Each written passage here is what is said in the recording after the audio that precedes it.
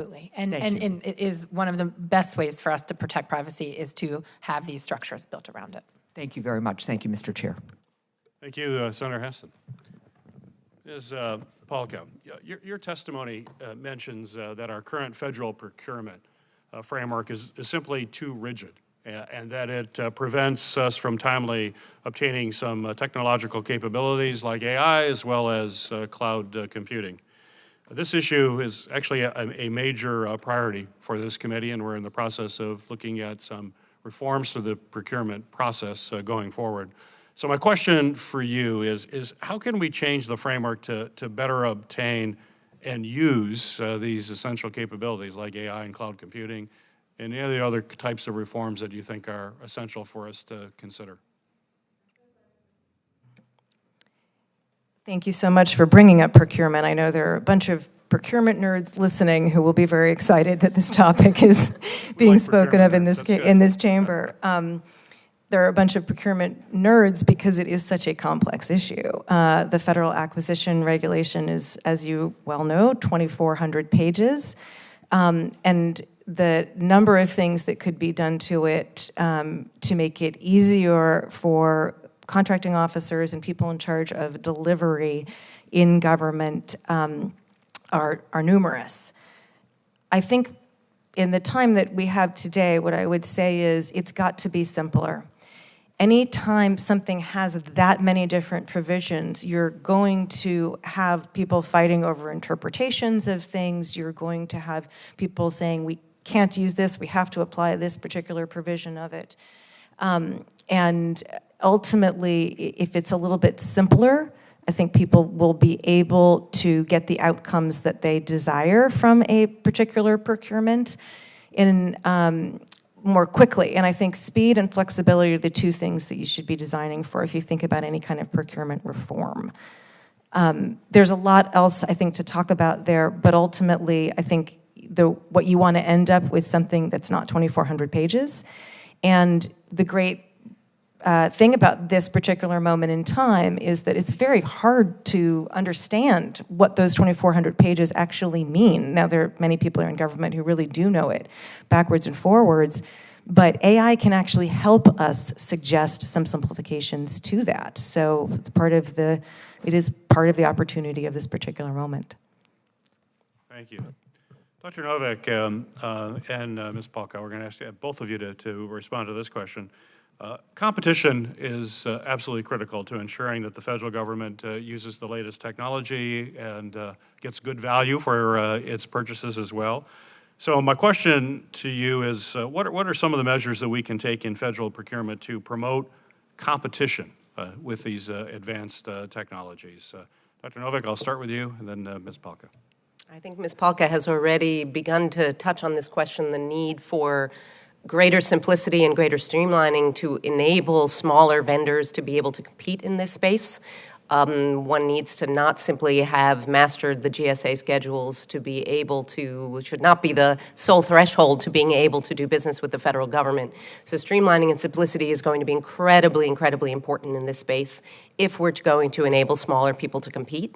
I think, and GSA has been making strides on this with their wonderful guide on agile procurement that they've put out, also really trying to push forward what is known as agile procurement. That is to say, not trying to anticipate every single requirement that we're going to have 5 years ahead of time in advance.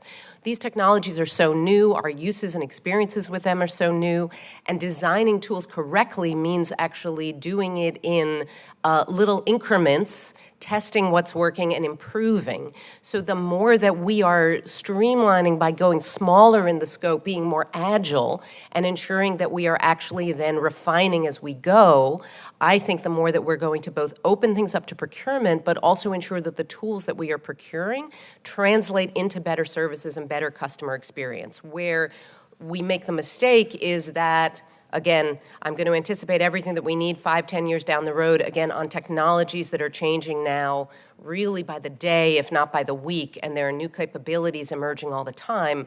We can use, again, AI to help us in conceptualizing and drafting some of those requirements, but we need to be able to make more agile procurement the norm rather than the exception.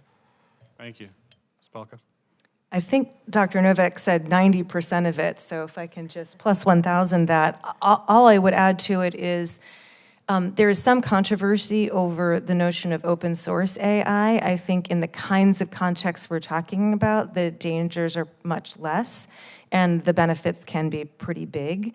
AI could have the effect of real consolidation of power because it's so hard to create these models. I mean, the investment that OpenAI put into ChatGPT is I don't remember the numbers, but it's staggering.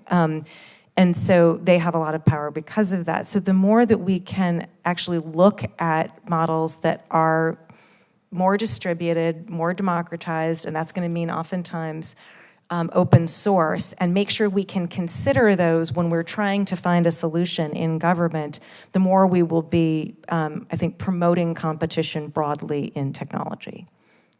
Good. Ms. Blauer, this question is for you. We know that a lot of innovation occurs at the local level and state governments, and so my question for you is, how are mayors and local officials approaching the procurement of AI systems in their cities, in their communities, in their states? And maybe give us some specific examples for the record. And then how can we learn from their work specifically? What are some lessons that we should take to heart here? Thanks so much for the question. And for this one, I think it's important for us to look at local examples because there is some really promising practices, particularly around outcomes-based procurement. AI has the potential to deliver value across a whole host of outcome areas that we really care about. And local governments are leading with outcomes-based procurement. So instead of just scoping what the technology need is, I think it's prudent for us to think about how can we partner with AI developers and with AI platforms to actually achieve some of the most pressing outcomes that we've been trying to crack for generations.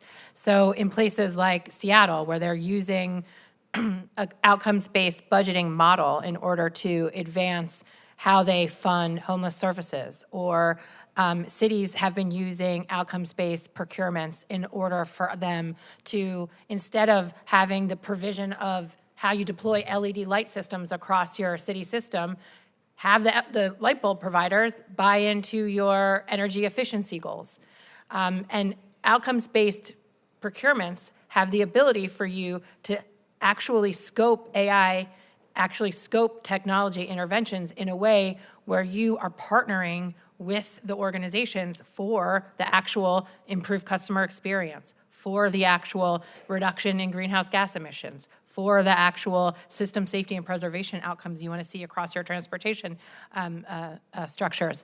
And if we can pivot out of the silo of procurement being totally focused on the technology and get the technologists to partner with you through the procurement vehicles on the outcomes, it will be transformational. We're seeing it in cities, and I think it's absolutely possible also at the federal level.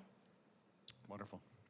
The next question is going to be for all three of you. I'll start with Dr. Novak and then Ms. Palka, and then Ms. Blauer, you can wrap it up for this question. Studies have indicated that roughly 45% of chief data officers believe that they do not have the responsibilities for AI at their individual agencies. And yet quality data is absolutely key to quality outcomes, as we all three have already discussed and we're well aware of.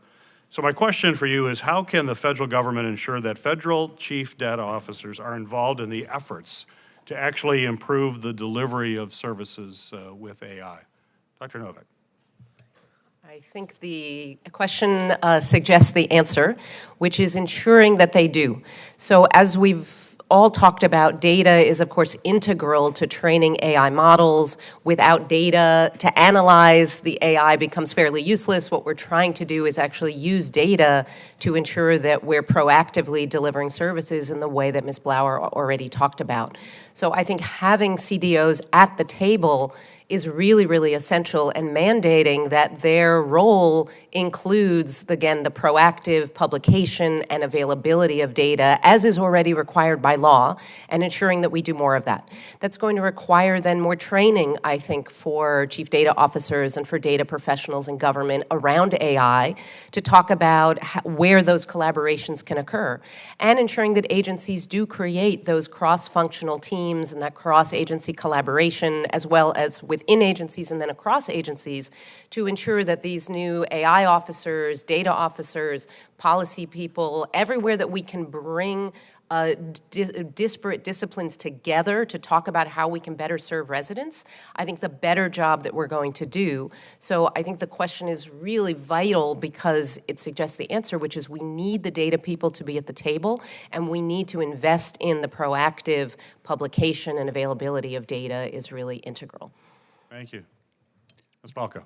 My colleagues at the table here are national experts on this, and I would like to cede my time to Ms. Flower. Both of these folks have so much experience in this topic. Great. Ms. Blower, you have the final say on this question. All right, thank you to both of you. So I was not a classically trained data person when I became essentially the de facto chief data officer of the state of Maryland. What I was someone who understood what it meant to work in government. I connected to the people of the front lines of government, and I was able to usher in a transformation of data use in government because I could relate to the challenges that the people in the organizations were trying to solve. I knew what it was like to be a probation officer, to sort of sit under the crushing weight of that bureaucracy.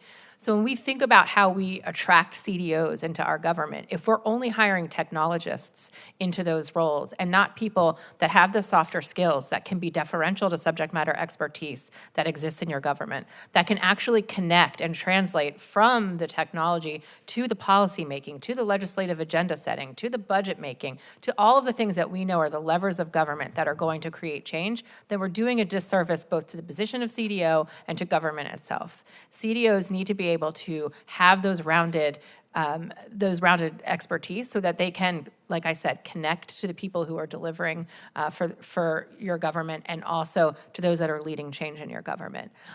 Where we've seen failures, both at the local and state level, is when we place a CDO in an IT agency and their role is sort of ordained just to be the person that hounds people to move data or to get data expressed for other use.